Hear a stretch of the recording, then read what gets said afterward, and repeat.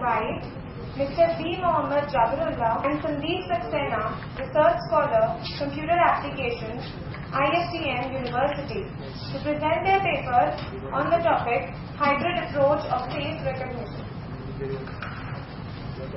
Mohammad Jabarullah. I am doing PhD in MS University, Tamil Nadu. He is my colleague. He is Mr. Sandeep Saxena. He is also doing PhD in IFBM, Moradabad. So our topic is hybrid approach of face recognition.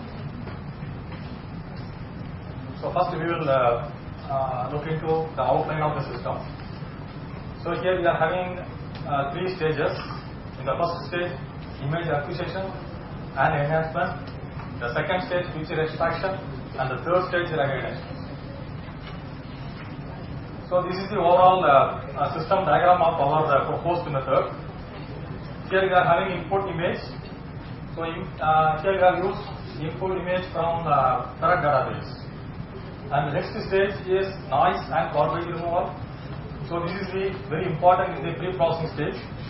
So here we are doing all noises should be removed in order to get better recognition rate. So here we have used adaptive switching median filter. The next stage, we are extracting the features from the enhanced image. There is a local feature extraction and global feature extraction. So these extraction can be done with the help of genetic algorithm. And the next stage, the output of the local feature extraction and global feature extraction is given to back propagation algorithm for recognition. So this is the outline of our system. There is a proposed system. So now we will see one by one. The first step is that image acquisition and enhancement. So here, the most of the images are captured either through CCTV or digital camera. Now, even you can fetch the photos, images from the database also. Here we have used the correct database for our final result and analysis.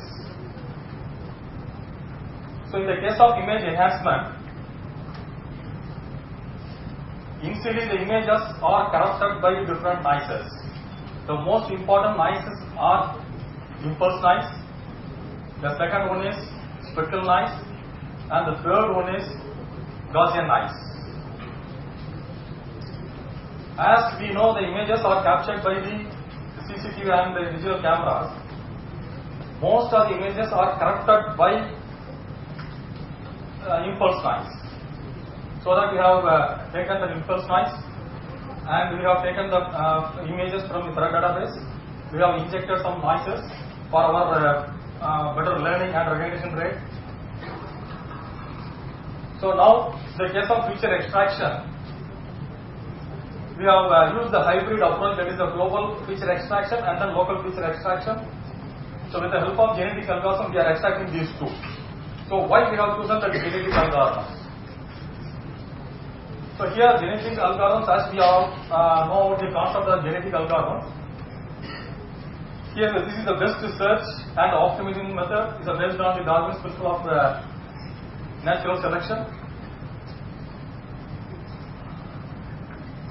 So here these are the important key features of the genetic algorithms. The main important feature is that the genetic algorithm always produces the solutions instead of a single solution.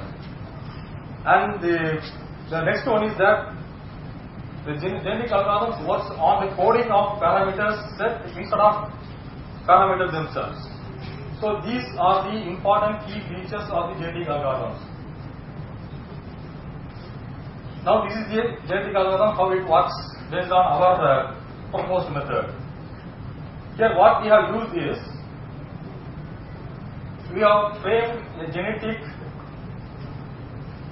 templates. So these genetic templates is treated as a chromosome. So the chromosome is a consists of collection of zeros and ones, or you can say this is a string. Now the collection of such a chromosome formed a population. Right? So now After training the initial population, there is a collection of chromosomes based on the genetic templates. So we have to select the best among the chromosomes. For that purpose, we have set the fitness functions based on the density of the genetic template. So here the maximization function is that we have to get best density template. So now, instead of we have to choose here best chromosome, that is select filter individuals for reproduction. Here we have applied transportation, that is tournament selection method. So after that, we have to recombine the individuals by crossover. So here we have used a 2-point crossover method, and we have given 80% for crossover for immediate quick generation of offspring. And we have to mute the individuals and then evaluate the fitness.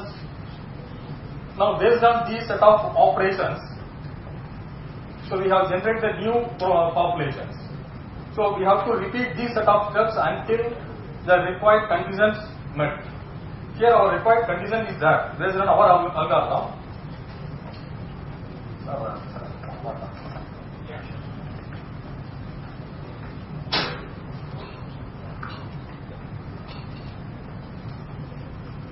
Number of populations. So we have taken 100 populations to extract global features and 50 population for local features. So these are our parameters used. One is populations, as I said earlier. Here 100 populations and crossover rate and same thing, and the mutations, right? So the limitations of genetic algorithms. So number of population normally is 50 to 100 for better result. Crossover rate should be the maximum of 95%.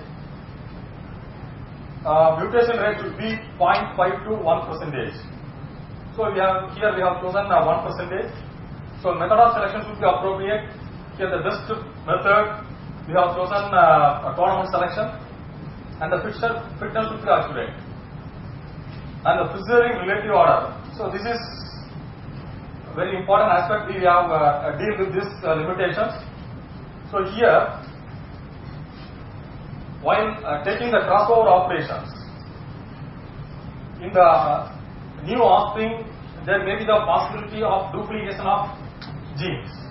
So in order to remove that duplications, we have applied the preserving relative order method. So now after extracting global features and local features, so these set of features are given to back propagation method for learning and recognition. That is classification and recognition. So how we can train the back propagation network? So we have to calculate the error of the output layer neurons. After that, we have to find the weights between hidden layer neurons and output neurons. So in this manner, we have to find error for each loop, each iteration. So at the final stage, the error will become very small. It means our image is recognized by our back propagation network. So what are the factors we have considered here is initial weights. Initial weight is always here random in between -1 to +1. And learning rate, here if the learning rate is high, it means that our recognition rate is fast. And the updation rule, you have to change the weights between neurons from each layer. The size of nature of training set should be more accurate, and the number of layers and number of neurons per layers. So these are the factors we have considered for the back propagation network. So this is the algorithm for back propagation network. So as I said earlier here, we have to calculate error for the outer layer network, outer layer, and then we have to find the weights from hidden layer to output layer. After that, we have to find the error for the hidden layer.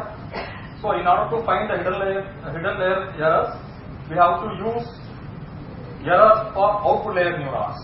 So this is the method which we have called as a back propagate.